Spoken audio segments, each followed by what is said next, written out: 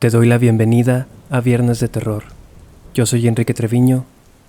Comencemos. Me da gusto que estés aquí. Durante los últimos días he notado un incremento en el interés que genera este podcast y eso me alegra. Te agradezco mucho haber elegido este episodio el día de hoy, y si quieres apoyarme, la mejor manera de hacerlo es compartiéndolo y calificando el podcast. Sin más que agregar, vamos con las historias. En México puedes encontrar prácticamente todo aquello que te propongas buscar. En su extenso territorio conviven no solo diversidad cultural, sino también gastronomía, arte, historia y, por supuesto, leyendas. Cada ciudad de cada estado cuenta con una identidad peculiar y como parte de dicha identidad se encuentran los fantasmas, criaturas misteriosas y relatos que nos erizan la piel. El estado de Guanajuato es muy popular por varias razones. Destino turístico de miles de locales y extranjeros. Este estado cuenta con dos ciudades patrimonio de la humanidad, que son la capital de Guanajuato y San Miguel de Allende, así como con varias zonas arqueológicas, el famoso Museo de las Momias y una historia rica en sucesos extraños. Pues bien, entre las muchas leyendas paranormales que recorren este enigmático estado, hay una proveniente de un pequeño pueblo llamado Jaral del Progreso. En este pueblo se encuentra una estación de tren que lleva el mismo nombre, inaugurada a finales del siglo XIX, cuando el tren era una manera muy común de moverse en el país. El entonces presidente municipal consideraba dicha estación una señal de progreso en el pueblo, por lo que decidió embellecer su más reciente obra. Fue así que mandó poner un par de hileras de bancas en la estación, con la intención de que los cansados pasajeros tuvieran un sitio donde sentarse y apreciar el paisaje natural que rodea el lugar. De esta forma los visitantes podían llevarse una mejor primera impresión de aquel pequeño pueblo rural.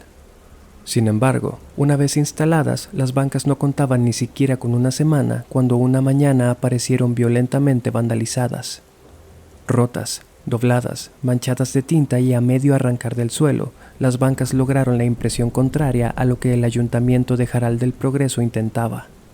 Se mandó a que las bancas fueran retiradas y reemplazadas por unas nuevas lo antes posible, así como realizar investigaciones del incidente, aunque nunca se dio con los culpables, ni siquiera lograron identificar a algún sospechoso.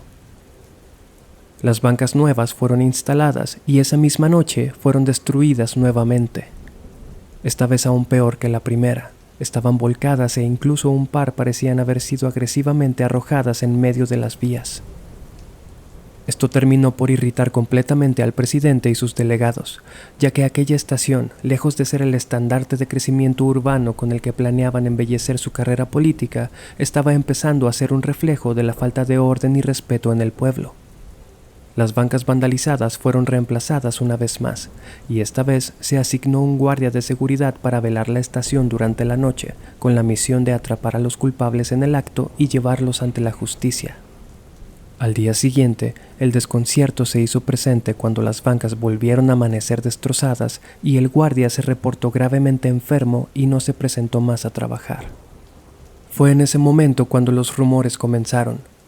Se comenzó a decir que aquella estación estaba maldita y era habitada por presencias malignas que se manifestaban de noche.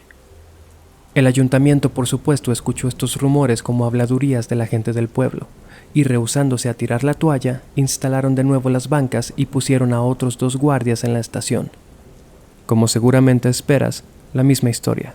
Las bancas fueron vandalizadas y los guardias se reportaron gravemente enfermos. Esta noticia llegó hasta el presidente del pueblo, quien completamente molesto y frustrado decidió llegar al fondo del asunto. El hombre consideraba todo aquello como resultado de la falta de respeto a las leyes en el pueblo y la holgazanería de los trabajadores que no estaban dispuestos a pasar la noche despiertos vigilando la estación. Fue entonces que decidió asignar esta tarea a uno de sus delegados de más confianza, un hombre corpulento y con una larga carrera en la policía y seguridad privada a quien le decían el Chino. Al ser una persona de carácter inquebrantable, leal y sumamente fuerte, se dio por hecho que el Chino sería la solución a este problema. Esto, sin embargo, no alteró la situación en lo absoluto, ya que luego de su primer noche como guardia, al presidente municipal le llegó la noticia de que el Chino se encontraba en cama en estado delicado. Y las bancas habían sido vandalizadas nuevamente.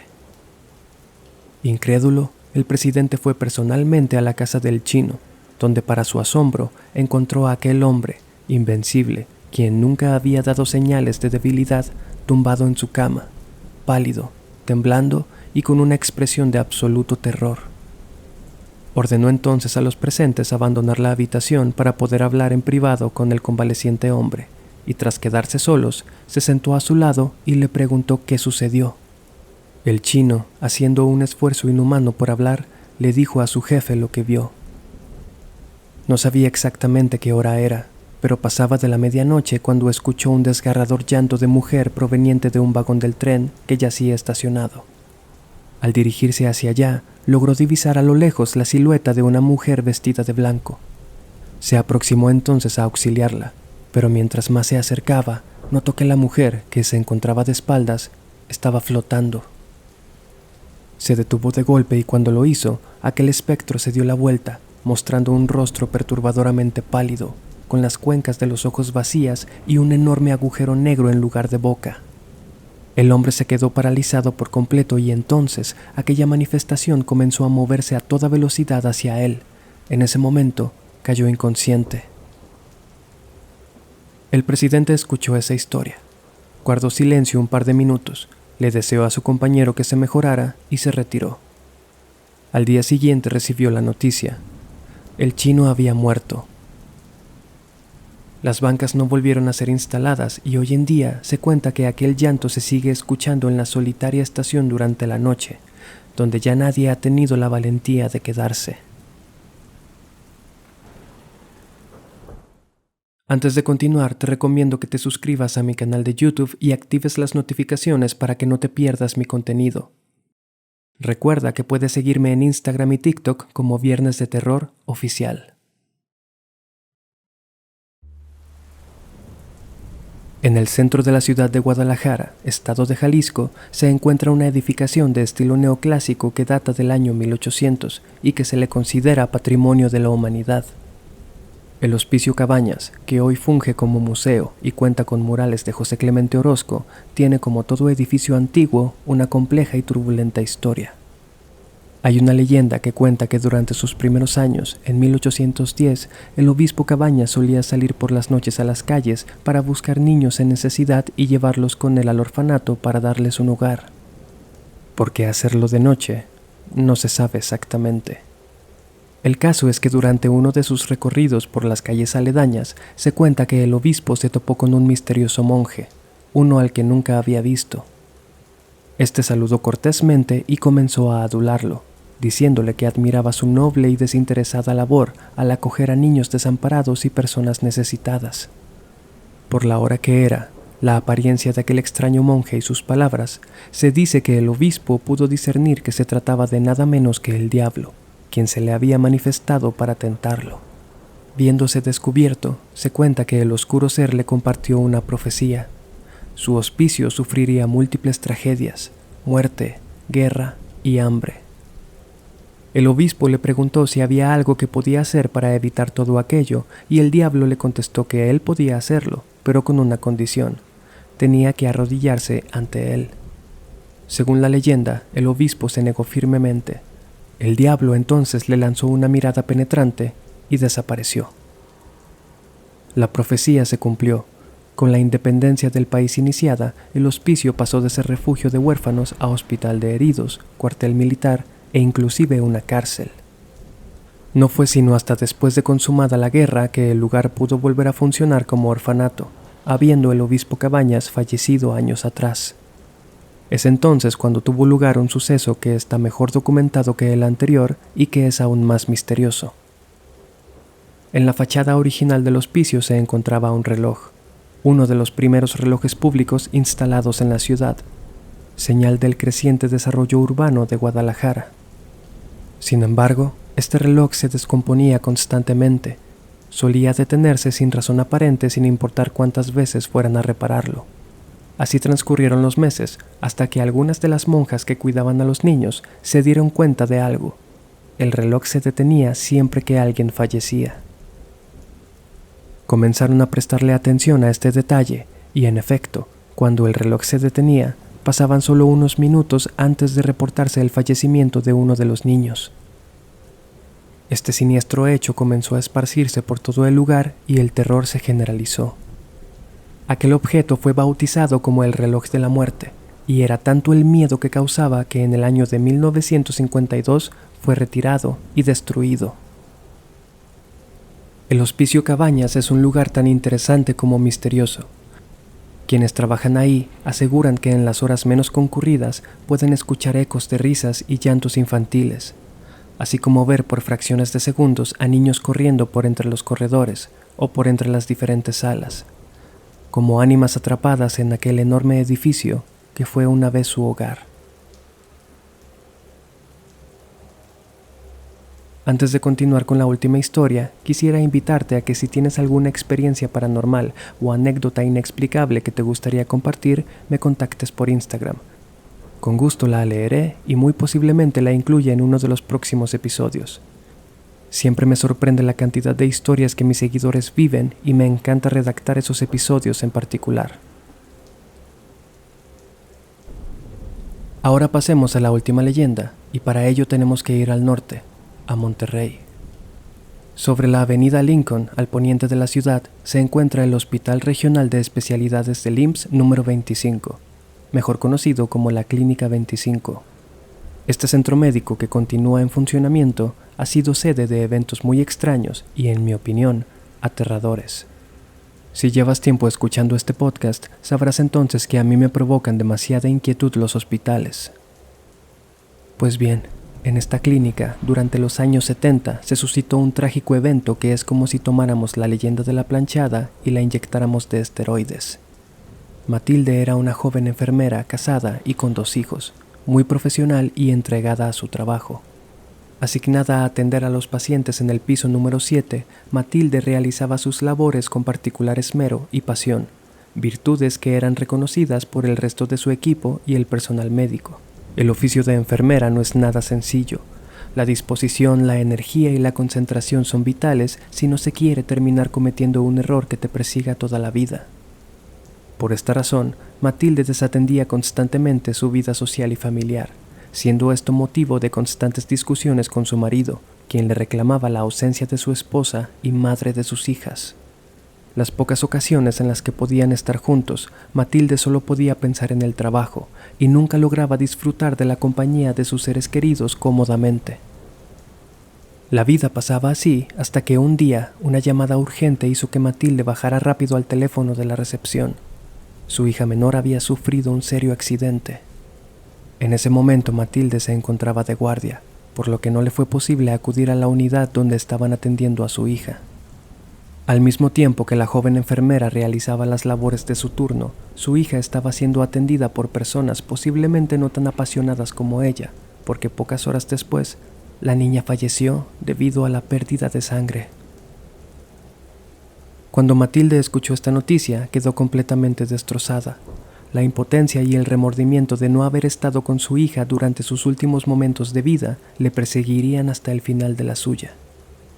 Todo se puso incluso peor cuando su marido le entregó los papeles de divorcio, y alegando que Matilde era incapaz de cumplir sus funciones como madre, en vista de que siempre se encontraba trabajando, el esposo se quedó con la custodia de la hija mayor. Ante estos sucesos, los compañeros de Matilde comenzaron a notar preocupantes cambios en ella. Ya no era la alegre enfermera que cuidaba a sus pacientes con dedicación y ternura. La desgracia y la tragedia que había vivido la convirtieron en un zombi controlado por el odio y el deseo de venganza. Fue así que Matilde comenzó a medicar a sus pacientes intencionalmente mal para que sus enfermedades empeoraran. De repente, las muertes en el piso 7 de la clínica se dispararon y nadie sabía por qué. A pesar de ser un hospital y que albergaba a personas con enfermedades graves e incluso terminales, el número de decesos en el piso de Matilde encendieron focos de alarma en todo el lugar. Entonces se iniciaron recorridos de vigilancia durante las guardias para determinar qué era lo que estaba empeorando a los pacientes.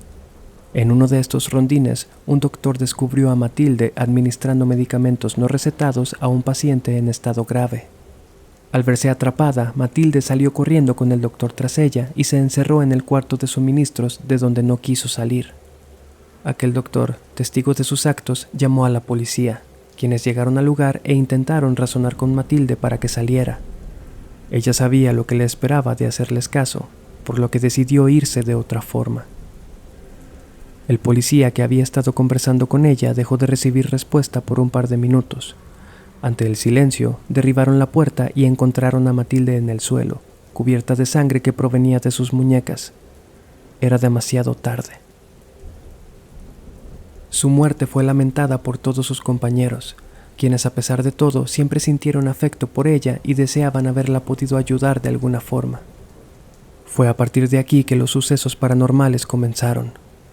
Con el de Matilde no cesaron los fallecimientos en todo el piso 7, pero a esto ahora había que sumarle numerosos ataques de pánico de pacientes que gritaban aterrorizados durante la noche.